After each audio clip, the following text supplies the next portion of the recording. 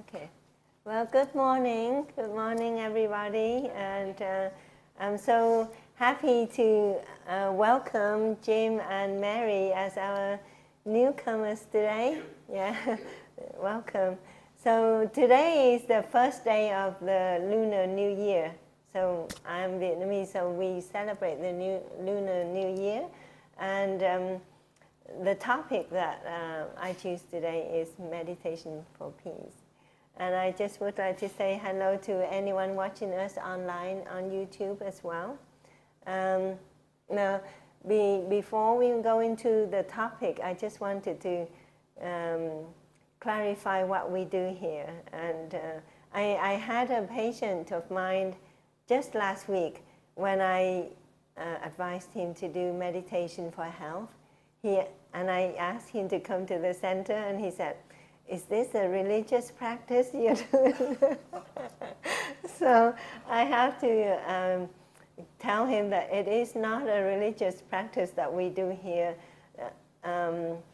The reason I open up this meditation center is to use meditation as a tool to help my patients feel better for health, for the health purpose. Because it is now confirmed and backed up by so many studies, so many research over so many years. And I have patients from long distances away, and it's hard for them to come to the center and practice. So this is how we do it from week to week and upload it on YouTube. So my patients, whoever can want to do this practice for health, they can watch us and practice along with us online. So I know with the new year, what would we like to do? I think we all have resolutions and things like that, but I think the world needs peace right now. So I think it's a good topic to talk about. And so for the world to have peace, what do you think we all need to do? Be open to others and their viewpoints. Not be closed. Yeah. So be open to others.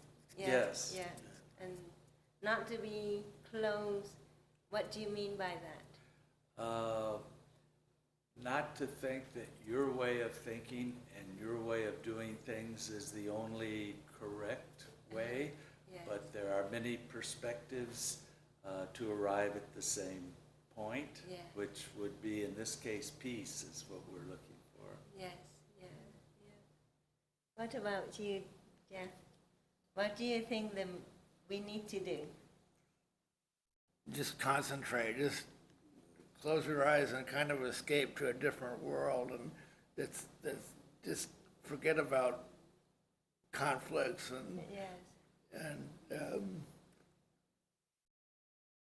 and hazards and things like that. So I think what you want to say is that you need to work for peace within yourself first. Right, peace within yourself comes first. Yes, great. That because if we all don't have peace within ourselves, we cannot offer peace to the world. Right. Yeah, thank you for that. Let's see what Dana, what do you think we have to do?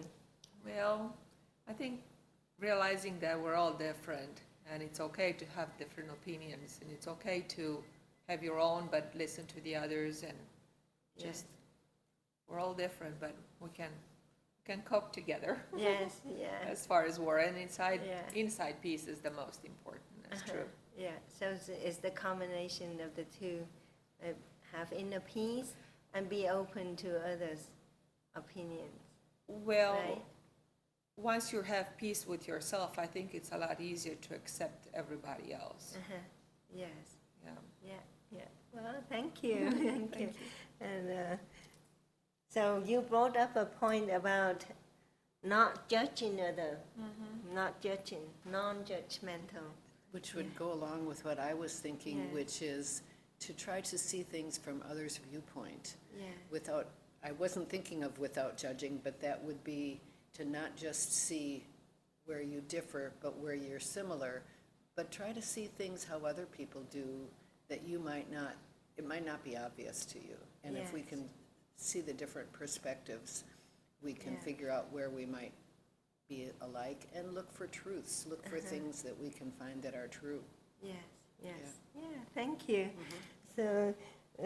So mindfulness is an awareness of ourselves and our environment and the world, right? So, and what is mindfulness meditation? This is just like we hear the word mindfulness and mindfulness meditation, but what is mindfulness meditation? Do we all know? Not really? I think mindfulness is being aware Yes. of your surroundings, and sometimes I do meditative walking and try to focus on my environment and things that are around me, Yes. while always trying to remain calm and focused. Yes. Yeah. So mindfulness is the awareness of yourself, your senses, right? Definitely, I and start then, myself being mindful of within myself, Within yourself. and then expand that.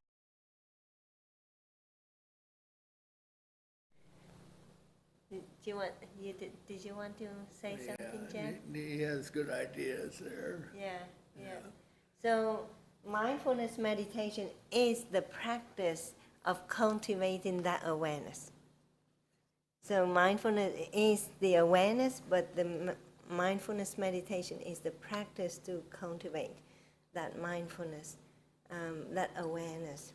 So we all agree that in order for the world to have peace, all human beings need to have peace within ourselves first, right? And then that means that what the world needs is for everybody to have peace within ourselves. And everybody needs to be feeling alive. What does that mean? What does it mean being alive, knowing that we are alive? Because a lot of people are out there, they are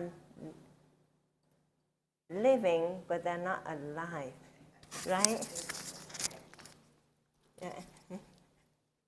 Focusing on what you're doing and seeing and who you're talking to and what you're reading, and not letting your mind wander off as to what you need to do tonight or what wash needs to be done or, oh, I've got to go weed the garden. But thinking about weeding the garden when you're weeding the garden rather than, than thinking about what clothes you're going to wash. In other words, focusing on what you're doing. Isn't that kind of what you think of as mindfulness? Yes. Yeah, not just letting your mind worry. Right. Yeah. So mindfulness is the awareness of the present moment, awareness of how you feel, what you do, what your environment is in that moment, so that you can enjoy that present moment. They feel that you feel alive in that moment, right? Lots of people want, their minds wander and they think about the future, they think about the past, and they forget to live in the present moment. Yeah, thank you. Yeah. So how do we, knowing that we all need to have inner peace in order to contribute to the world, do you think it comes naturally to everybody? Oh, you have to practice it. Yes? You have to practice it You have to bring practice. awareness to your Right. Yeah. yourself. And I think we are born and we live through our lives just as an automatic response. Most of us, as we grow up as children, we just go in with the flow. We grow with reactive and what our body systems tell us to do, right? We have the sympathetic nervous system and the parasympathetic nervous system and the autonomic system that tells us what to do all the time. But through the practice of mindfulness meditation, we can just take advantage of those and be aware of what they do in order to develop the benefits for ourselves. I think that's, but we have to practice at that, right? We have to learn and practice at that. So how do we learn? How do we start? For someone who never knows how to meditate or cultivate that awareness, how do we do it? What has always been the most difficult, I think, for me, is acceptance of what the present moment brings. Yes. Because sometimes you don't like what the present moment brings, but knowing what you control and what you cannot control, and then accepting that is a key part, I think, of the practice, getting past resistance against what the present moment brings. Yes, yeah. So that involves working with the mind a lot, Absolutely. right? So working with the mind. It's not easy. It's not easy. So working with the mind, but for someone who never knew how to practice meditation, how do we get into the mind? We have to have a tool, right? So, so in the mindfulness meditation practice, we use our breaths as a tool.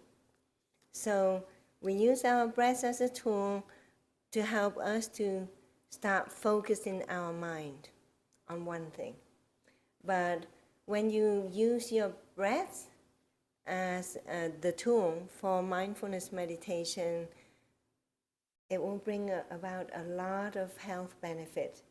Now, this has been proven by research that when you use the breath as a tool, it will bring about not only physical health well-being, but also mental health well-being, right? And then I think they asked the question, why? Why does the breath bring about all those benefits? Why? So the research had gone deep down into what do we do with our breaths that bring along all of these wonderful benefits. So they find out that when you breathe in a certain way, we activate the parasympathetic nervous system, we activate our vagus nerve. So that is why it works, okay? That is why it works.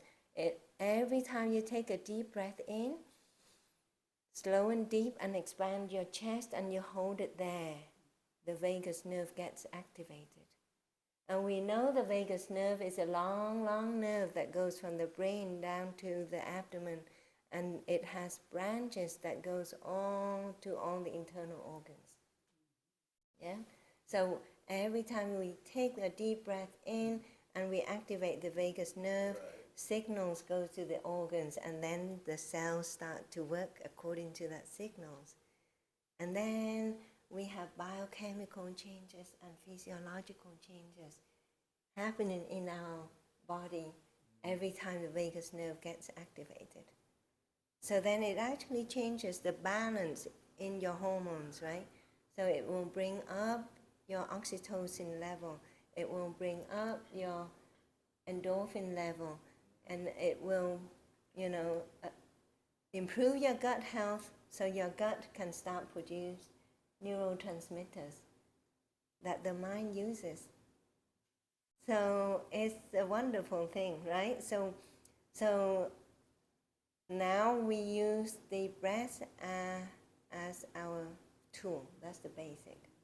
So when you focus your mind on your breath and you practice and you practice and you practice, when you become so good at focusing your mind on your breath, then you can practice focusing your mind on your other senses.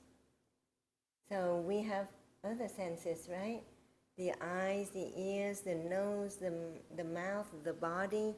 So then through our meditation practice, we start to, once the breath becomes so automatic already, you know how to breathe deep in and out. You can stay there and breathe in as you focus on other senses. You can choose what other senses you want to focus on. Your eyes or your ears or your mouth or your nose or your body. Okay, so through practice, every day you can choose one thing to practice. And then as you practice, you will get better, right? What you practice grows stronger. So you get better and better and better. And then one day you'll realize that, oh, I'm really aware of what my feelings are, my senses are doing, And then you can start to practice the same way on your mind. So as you breathe, you start to, bring your attention, bring your awareness to your mind, your thoughts. What you are thinking. Are they good? Are they bad? Can we change from bad to good? If it's good, are we enjoying it? Right? If they're bad, what are we going to do about it?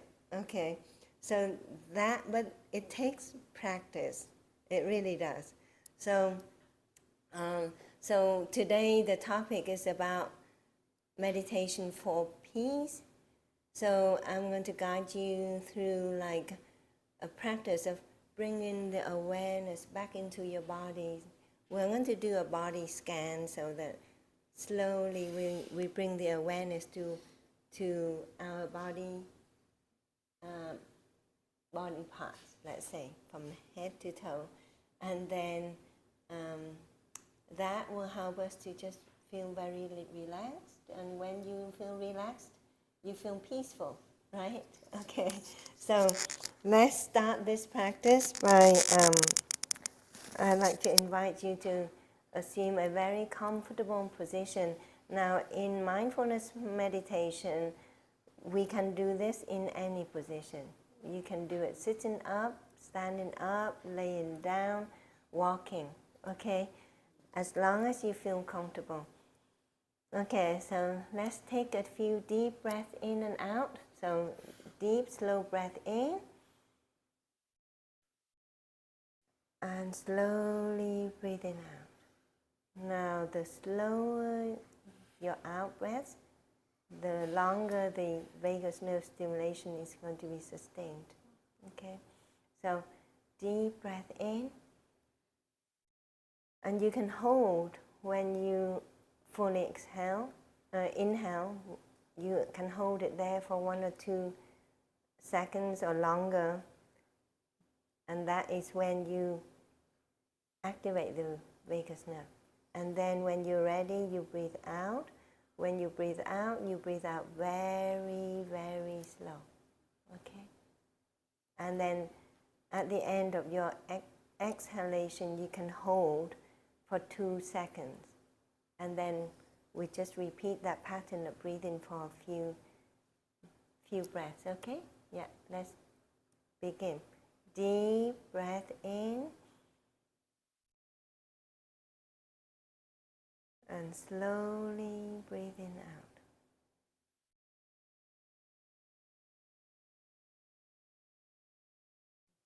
Deep breath in.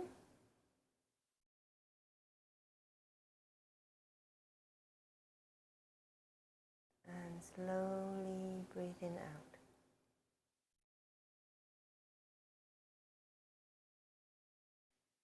Now bring your awareness to your posture and make sure you have a comfortable posture. Your back is straight and not curved down. Okay? Your shoulders are relaxed. Your neck muscles are relaxed.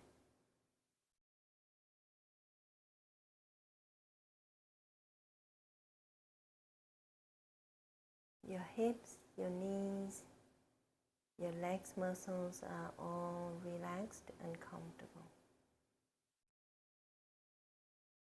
Deep breath in and slowly breathing out.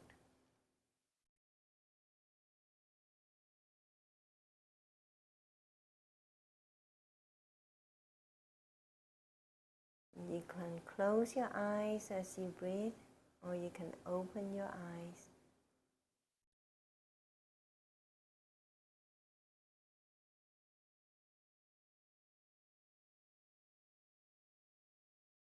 Deep breath in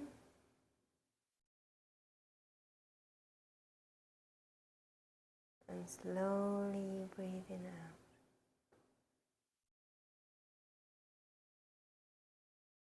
Breathing in, you know you are breathing in. You are aware of your in-breath.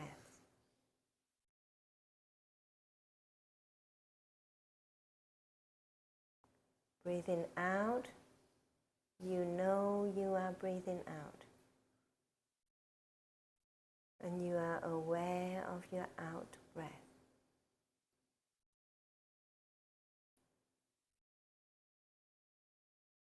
Breathing in, you know you are breathing in slowly and deeply. You are aware of how you breathe.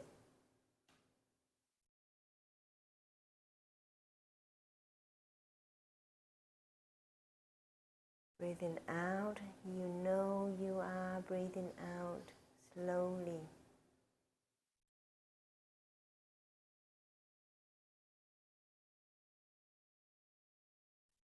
And in this moment of breathing, you are aware of what your breaths are doing.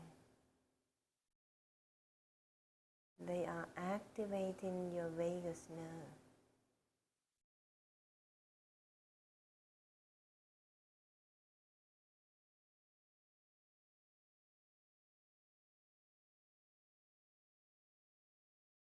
Deep breath in. You are aware of how the breaths are doing to your body.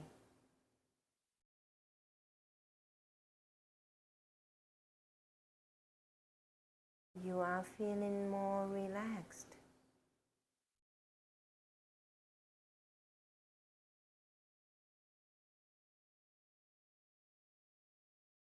Slowly breathing out.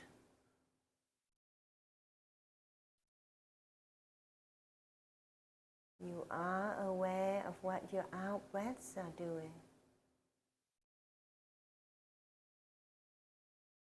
You are letting go of all the toxin in your body.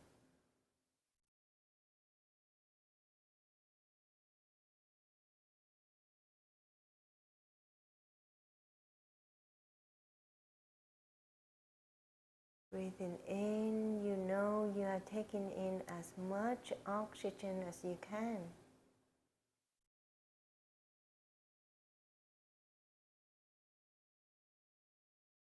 And breathing out, you know you are letting go as much of the carbon dioxide as you can.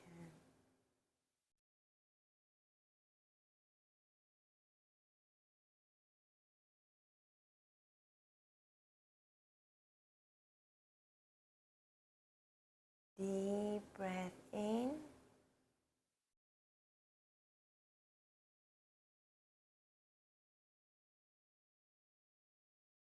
And slowly breathing out.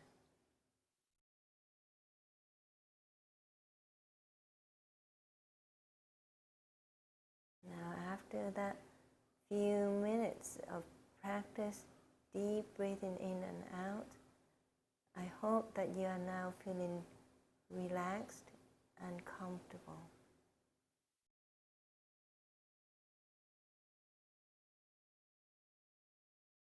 And keep breathing in and out in the rhythmic fashion.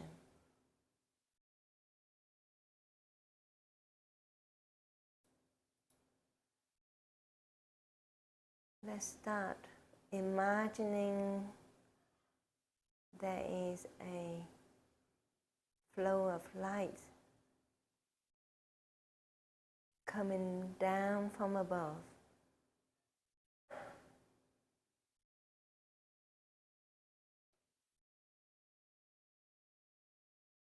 And keep breathing in and out, deep and slow.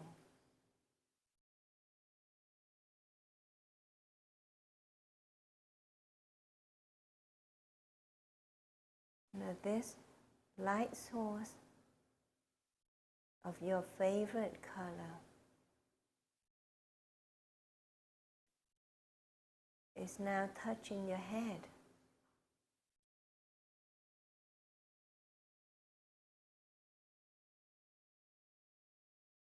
Imagine that it is immersing into your scalp and flowing down your head.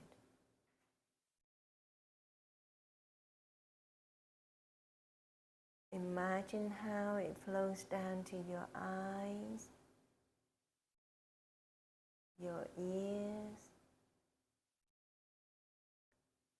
your nose,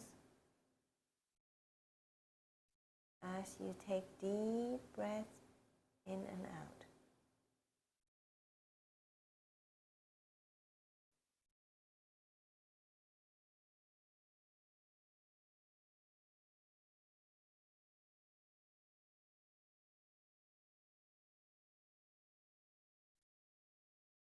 This beautiful energy light source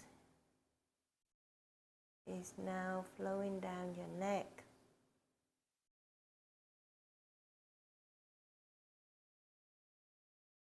How does your neck feel?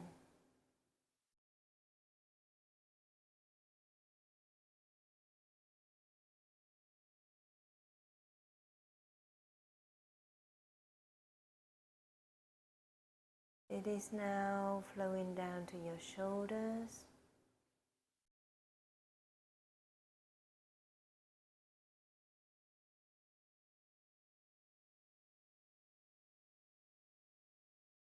feel your shoulders relaxing and dropping down.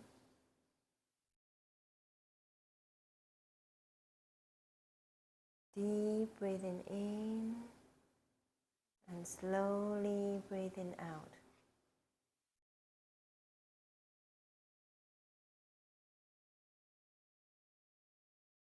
Now follow that light energy source that is so warm, flowing down your arms.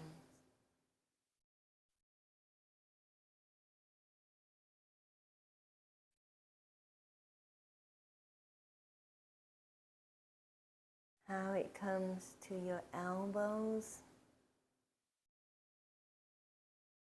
to your forearms, to your wrists and fingers.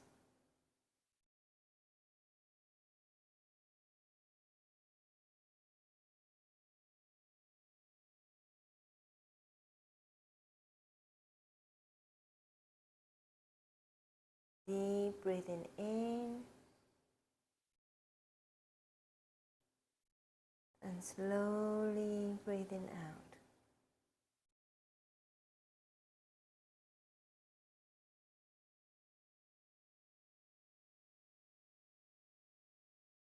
Now follow that energy light source of your favorite color.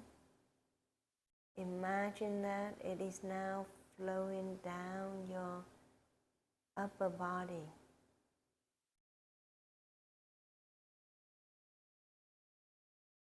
Enjoy that energy, that warmth,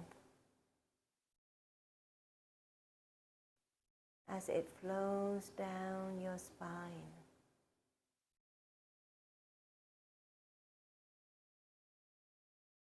It's soaking through your lungs,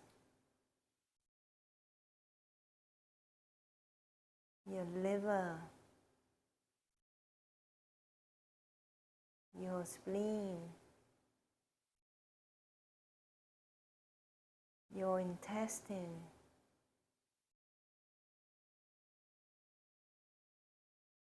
and down the spine of your lower back.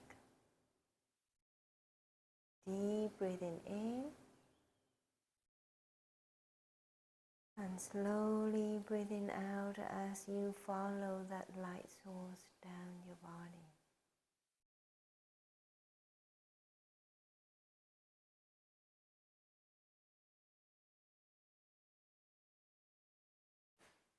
Deep breathing in and slowly breathing out.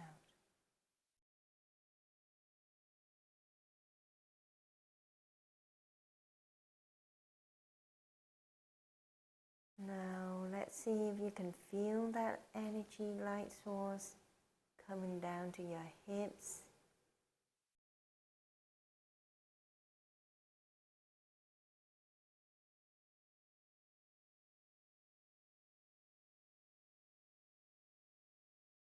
it's slowly coming down your thighs,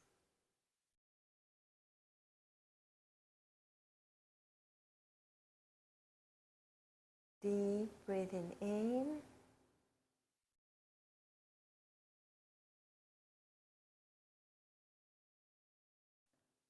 and slowly breathing out.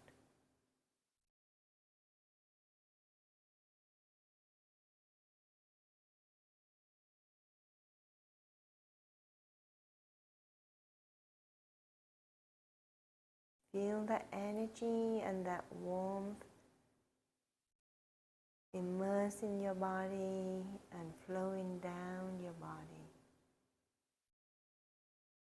with each breath in and out.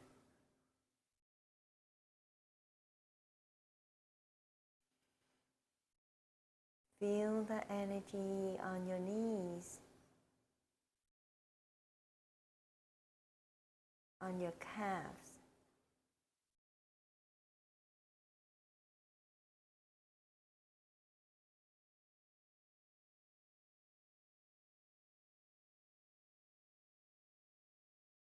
down to your ankles,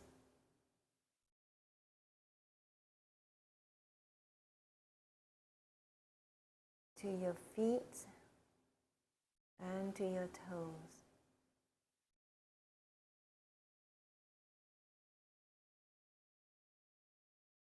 Deep breathing in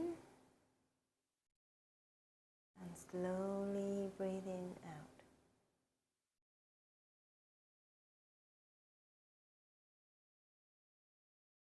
Now your whole body is immersed in this light energy source.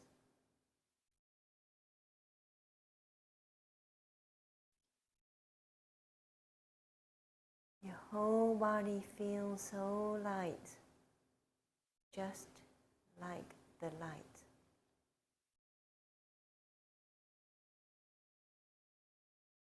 And you may feel like you are floating even, just like the light.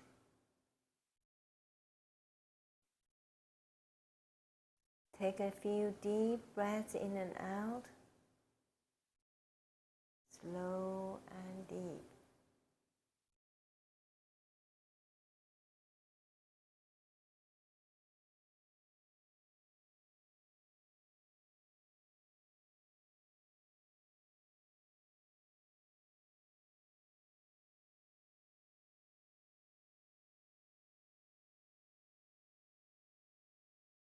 enjoy the energy that is within you.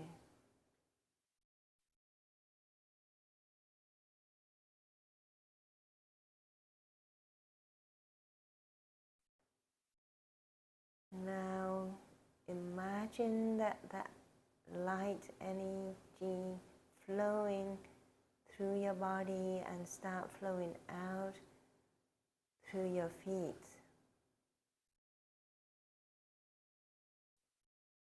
It is now taking all the toxins that were all inside your body away from your body.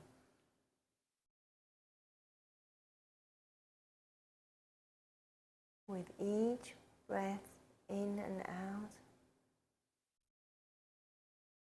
we know we are detoxing our bodies.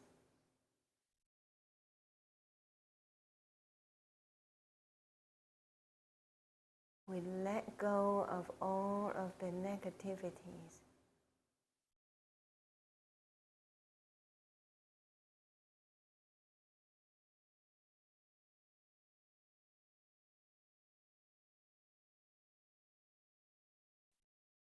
Now let's bring your awareness back to the whole body.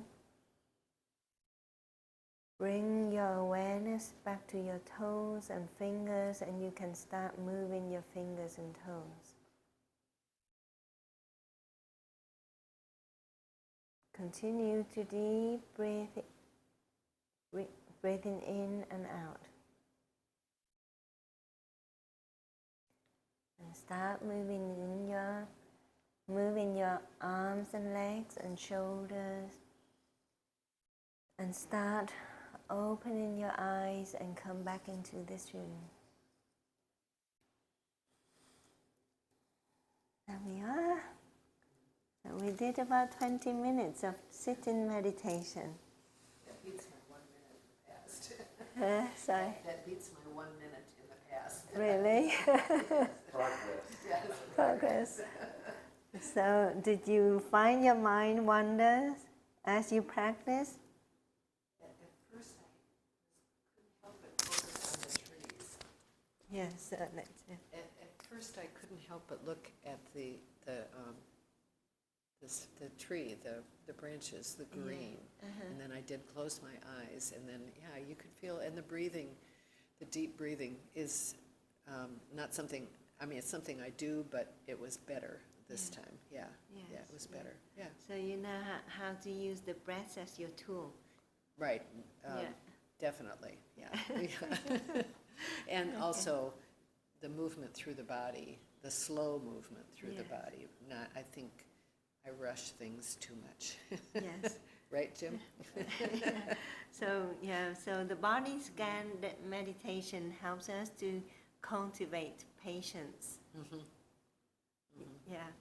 And focus. Patience and focus. The focus Yes. is Yes. would be an area for me to develop. Yes. Yeah, or to not focus on everything and just to focus on one. Yes. Yeah. On breath. Yeah. So meditation helps in a lot of ways. Mm-hmm. It helps focus and concentration. And in the research, the researchers wanted to know how long you have to do the meditation in order to have certain benefits coming into your body. So talking about focus and concentration, they found out that the minimum of 13 minutes is required. And if you do it 13-minute session every day, after 8 weeks, the people in this research, they were given the test for focus and concentration, and there was improvement. Did you say 30? 13. But for inflammation and chronic pain, it has to be half an hour. So in the research, they took the blood samples from patients with inflammatory disorders, and they measure the inflammatory markers, the interleukin-6 and tumor necrosis factors. And so they time it, and then they take blood sample immediately after the practice. So they found out that after half an hour, the levels dropped. So in my practice, I told my patient, make time for this practice. It won't change your life. So because the majority of my patients have inflammatory disorders, right?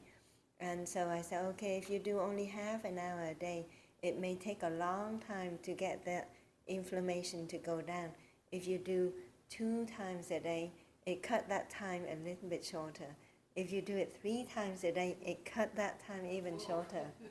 Because every half an hour you do, the research shows that those levels drop. So they keep dropping, they keep dropping, they keep dropping. But one of my first patient who went into remission with this practice, remission, you will meet him. He currently on Saturdays he's taking courses to become a yoga instructor. But his name is Sean, and he has highly active inflammatory disorders, overlap diseases of lupus, scleroderma, and rheumatoid arthritis.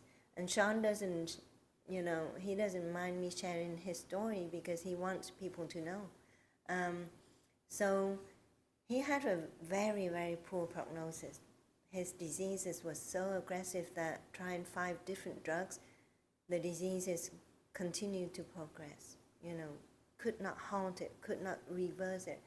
And so they attacked both lungs. So when it comes to the lung involvement, prognosis is very poor. His chest CT showed involvement of the mid-lung zone down to the base of both lungs, right? So I knew the prognosis was poor, but luckily that year, just a few months, 2 or 3 months after I diagnosed him of lung involvement, I myself got into a class to learn about meditation. And then I started to look into research on PubMed. What has been done in meditation, in research? And I found a lot of research. And then the following, so I started my own lesson in January, and I read this article from Harvard in February. This is the year 2022. So Harvard Medical School sent out a new letter saying that this mindfulness meditation is a powerful medical tool that everybody should practice. Old, young, healthy, sick, everybody. So then Sean came in for his follow-up in March, and his exam continued to be worse. Nothing improved. So I said to Sean, I don't have any other options in terms of treatment. Right now, there is no effective treatment for lung involvement. No. If we are lucky, we will have 1 drug, 2 drugs at best that will halt it, not reverse it, but not in everybody, not 100% of patients. The rate of improvement using medical treatment is not 100%. So I said to Sean, Sean, I read this article from Harvard. They recommended, and the research shows that it brings down inflammation, but your body is inflamed from neck to toe. Sean had pain from neck to toe. Every single joint was swollen and tender. So I said, would you be willing to try this technique? And I can get you into the class and learn. So he said, okay. So he got into the class, and I said to him, now you don't just do half an hour a day. You need to do it the minimum 3 times a day, minimum. He was still working, he was like... quality control and factory. Yes, he was working with heavy parts and things, and his exam was really bad. Every single place from neck to toe, wherever I touch is tender. And swollen wrists, swollen ankles. I said, how can you work like this? And I said, I can put you on disability. You know, I am willing to write you a letter to take to your employer. He said, no, no. Because he had been at the company for 20 years. So he said, I just need to work 2 more years so I can get the full retirement benefit. So he said, no. I said, wow, then you have to do this. So you have to do half an hour before you go to work. During your lunch break, you have to do a half an hour. And then in the evening, after you come back from work, you have to do another half an hour. And I said to Sean, Sean, don't give up. You trust the research. That's what the research shows. If you give up, you won't see the benefit. But the research shows that if you do it, it won't go away. Well, 2 months later, he came in for follow-up. Still no improvement on exam. Okay. 4 months later, still no improvement. 6 months, he came in. Oh my God. Swelling had gone down in the knuckles, in the wrist, in the ankles. Tears to your eyes, doesn't it? Yes. So, and so he had the CT scan in November 2021 that showed involvement in both lungs. I repeated the CT scan 6 months after he started the practice. It showed improvement of the mid-lung zone. Oh my God. Okay, so I said, Sean, it's working. Keep at it, keep at it. From then there, it keeps getting better and better and better and better. So at the 15 months of practice, he came in for follow-up. He dropped 1 medication, right? He was on a combination of 3 medications and oxycodone for pain. He was on oxycodone 4 times a day though. Okay, so at 15 months, drop 1 medication. I said, okay, keep going. My God, at 18 months he came in, dropped all meds. So his pain was the medicines were all for pain. No, because this practice by research showed that it reduces chronic pain and reduces chronic inflammation over time. So he went off oxycodone, off all meds, and on exam. At the start of the practice in 2022, every single vertebra and joint on his exam were tender.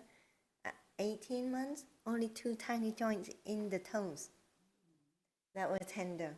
That's powerful evidence. That's powerful, but if we don't know what this research shows, we would think this is a miracle. God is working, right? I didn't recognize him from spring to fall. No, but you, Sean? yeah.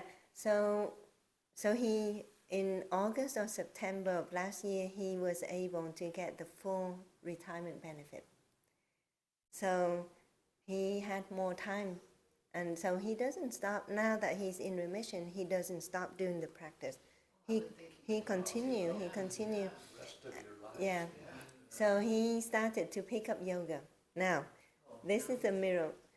If you watch Sean if you go home and watch Sean on the videos on YouTube, watch Sean at lesson 1, or he could not sit like this, okay? He could not bend his knee.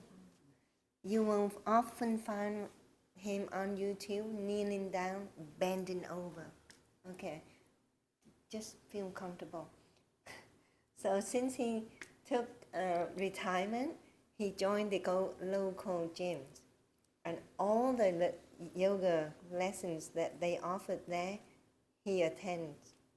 So they would have 2 lessons a day, 4 days a week. He would attend all of them.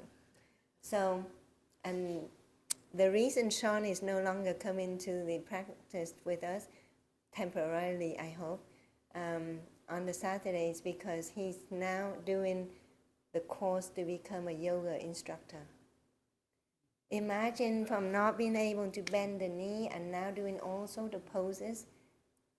But before that, he was already doing Tai Chi. So before he became my patient, he was doing Tai Chi. Yeah.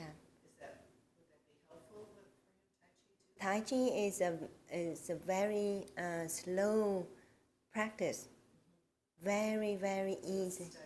It's like it's flow like this, like very easy for your joint, but you move your body and then you move your energy.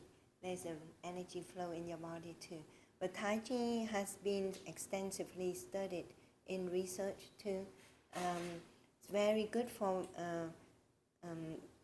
elderly patients and in Asia, the elderly people, they go to the park and they do Tai Chi, right?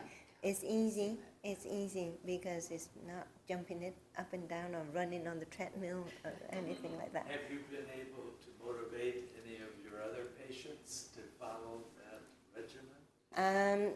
This year, because of Sean, that I feel confident, I said, if Sean, who has the worst prognosis, can go into remission, then all of my patients should be able to. But they have to practice and be diligent at practicing like Sean, because Sean was doing it because he knew that was his last resort.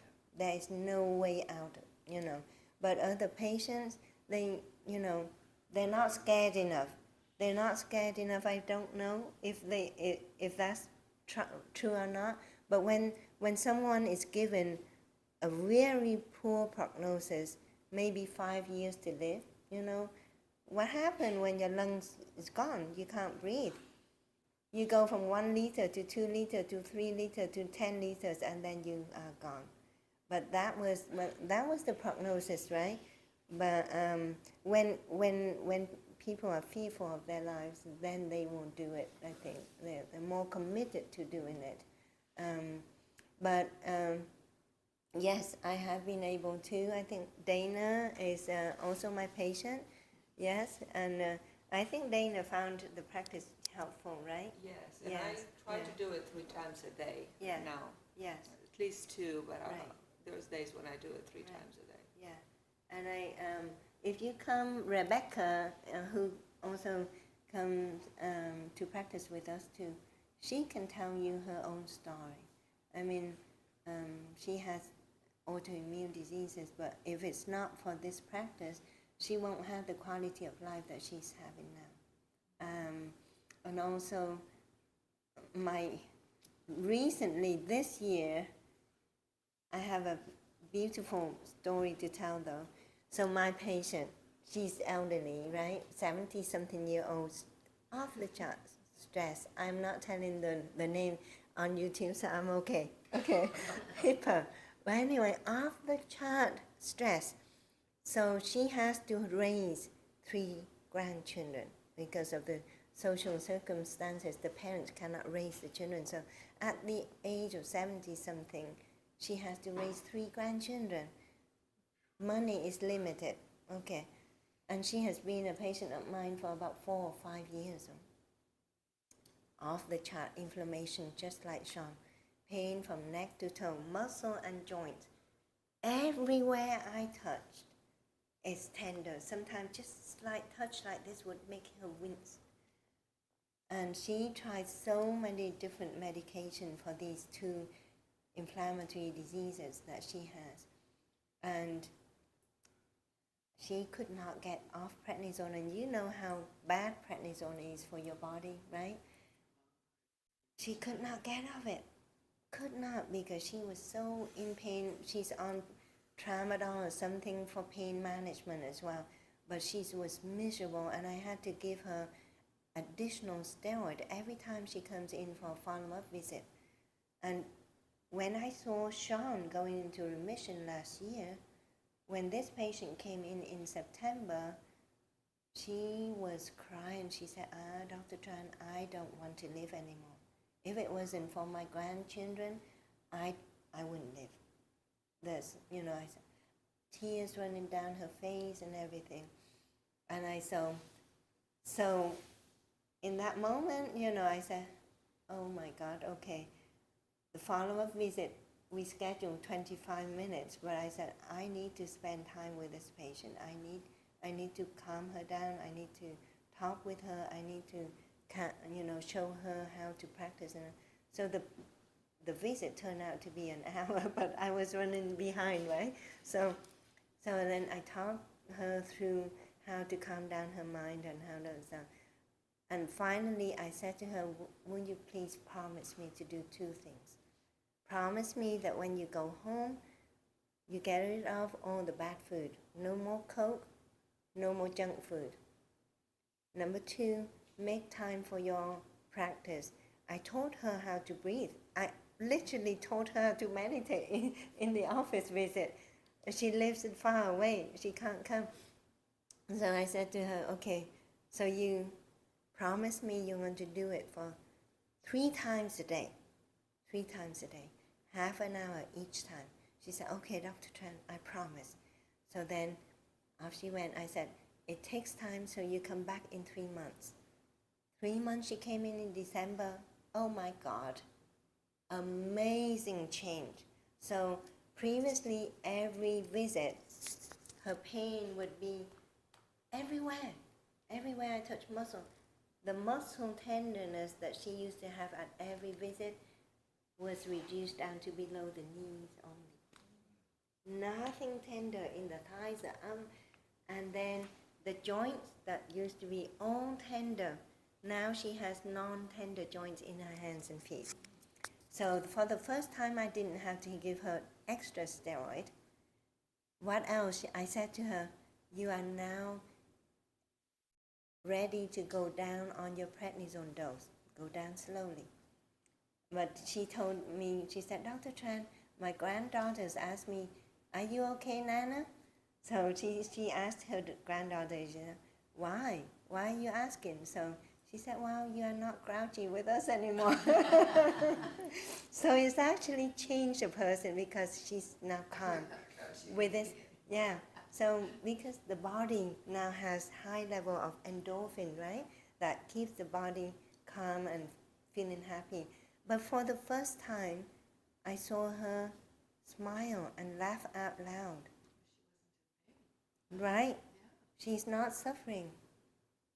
And I think I shared with you earlier my story, and it's an N of 1, but for my blood pressure control, meditation, you can't prove cause and effect, but it seemed to be strongly associated with controlling my high blood pressure very nicely with meditation added to some meds.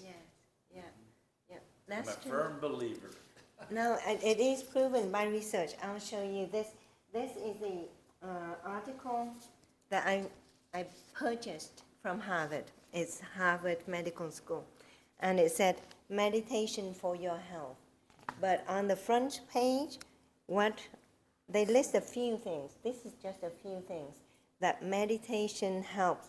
So what I have to listen. So it helps anxiety and depression, chronic pain, cancer, chronic bowel disease, high blood pressure, insomnia, addiction, smoking. But there will be many more, because when I look, my field is rheumatology, so I look for how this helps with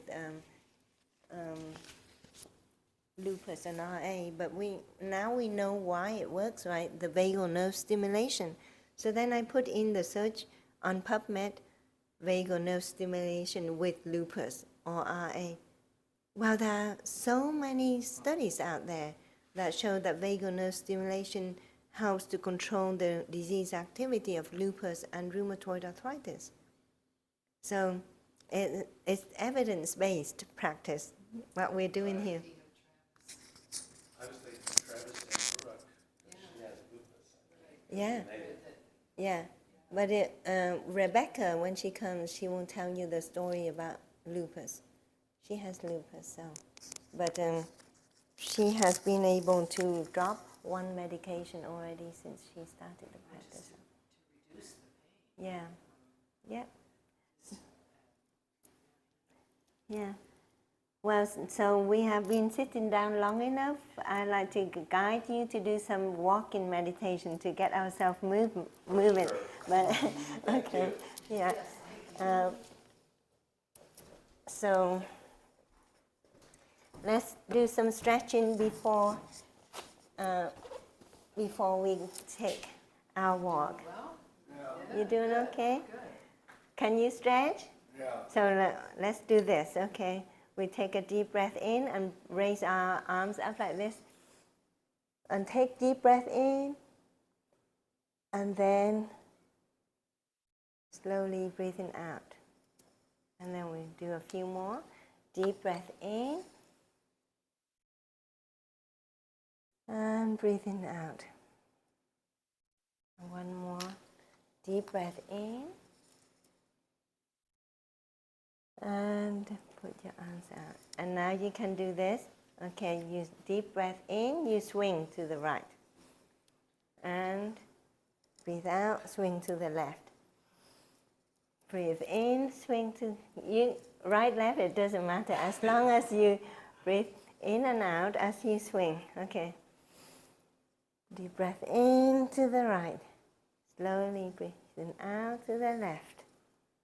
So this is almost like Tai Chi. Okay, so dancing with your arms. Good. Okay. Now let's move our knees up and down like that. Okay. Good. Yeah. Good. Okay. So we just swing our arms front to back like this. Get the shoulders moving. Okay. In and out. Don't forget to breathe deep in and out. Okay. Yeah. Good. Okay. So now we're ready to go for our walking meditation. Okay.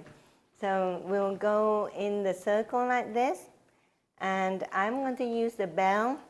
So when you hear, let's see, when you hear the bell, you step up.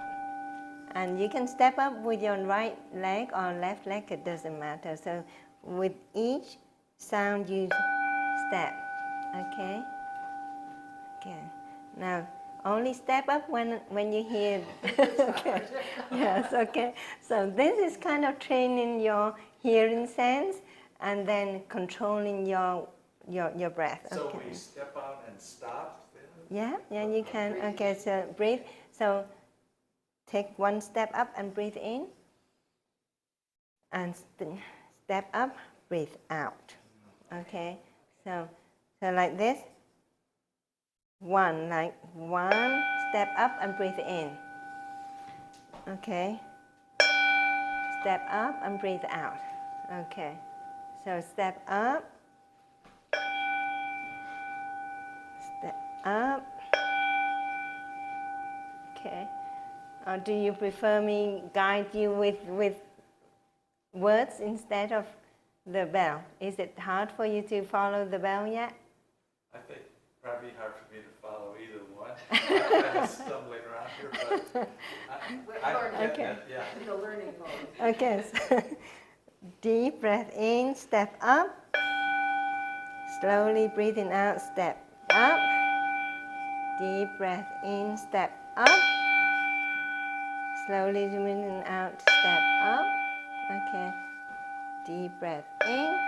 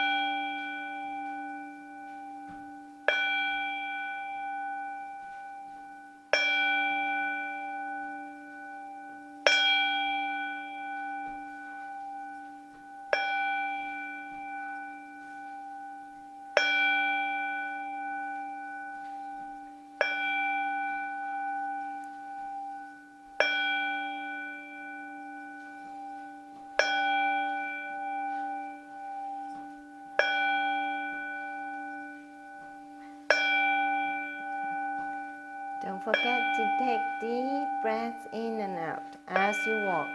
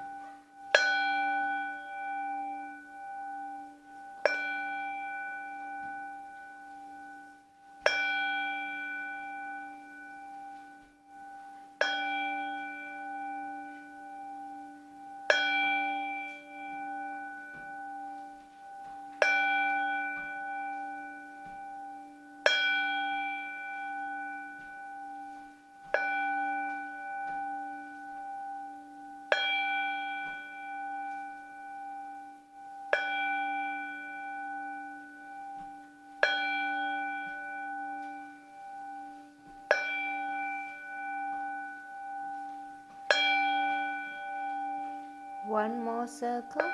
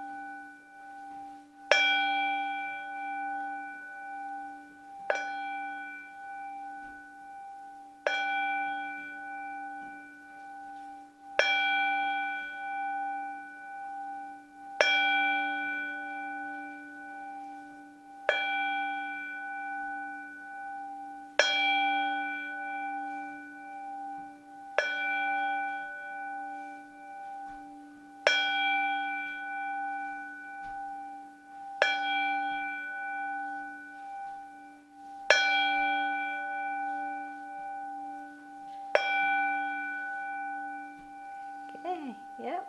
That's the end of our walking meditation. I came to light the bell. That was nice. I did that. You did it? Yeah, You me too did. also. But I also took me a minute, 2 minutes, maybe 3 minutes to get into the real rhythm of it. So I'm glad you persisted. Yes.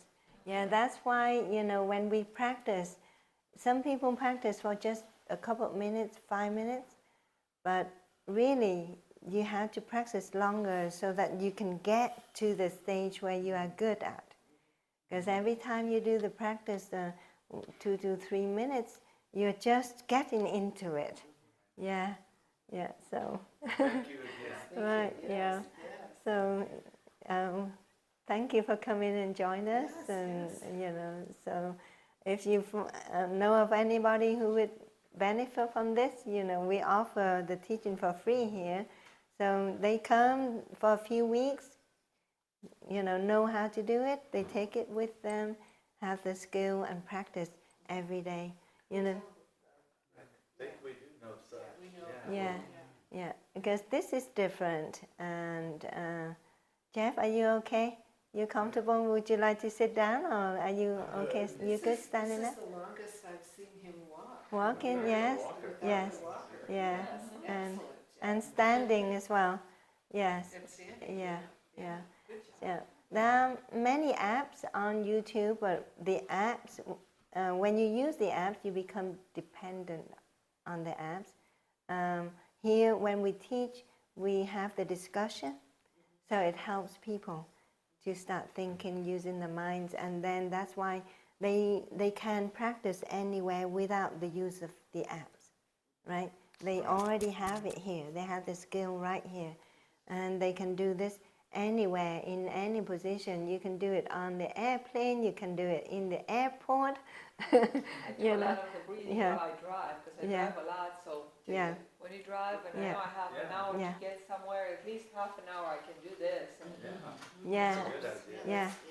I do it when I drive too, so, Or waiting at the doctor's, or waiting in the grocery line either. Yes, it comes, and you make use of your time, and it's for your health, and it calms you down so you don't get frustrated with waiting or whatever. So, well, I wish you all a beautiful weekend and a peaceful, prosperous, healthful new year. And I wish everybody on YouTube the same. And namaste. Thank you.